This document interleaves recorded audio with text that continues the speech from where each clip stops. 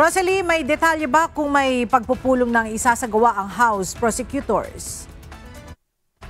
Wala pa tayo nakukuhang detalye mula sa sino mang House prosecutors kung meron na bang schedule ng pagpupulong ang House Prosecution Panel kasi ilang araw pa lang makalipas ang May 12 midterm elections. Pero ilang House leaders na ang naglabas ng kanilang mga pahayag para suportahan yung incoming members ng House of Representatives na magiging bahagi ng House Prosecution Panel.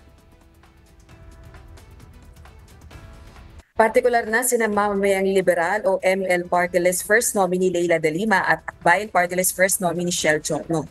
Ayon kay House Deputy Majority Leader La Union First District Representative Paulo Ortega, ang presensya ni na incoming Representatives de Lima at Jokno ay pagbibigay ng katiyakan sa publiko na ang impeachment proceedings ay nakabatay sa legal merit at constitutional fidelity at hindi isang show o palabas. Git naman ni House Assistant Majority Leader Lanao del Sur First District Representative Sia Alonto Adjong, hindi lang mapalalakas ang legal arsenal ng House prosecution sa pagdadagdag kina de Lima at Jokno. Nagpapakita rin ito ng patuloy na commitment ng Kamara sa democratic accountability sa pamamagitan ng impeachment process. Samantala, ayon naman kay dating Senador de Lima, sa susunod na linggo ay posibleng ma-convene ang House Prosecution Panel. Pakinggan natin ang pahayag ng dating Senadora.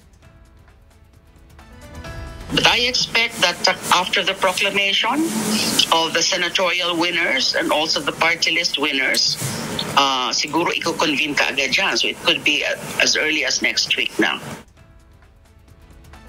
Ella, tumanggi munang sagutin ni dating Senadora de Lima kung ano sa 7 articles of impeachment laban kay Vice President Sara Duterte ang nais niyang tutukan.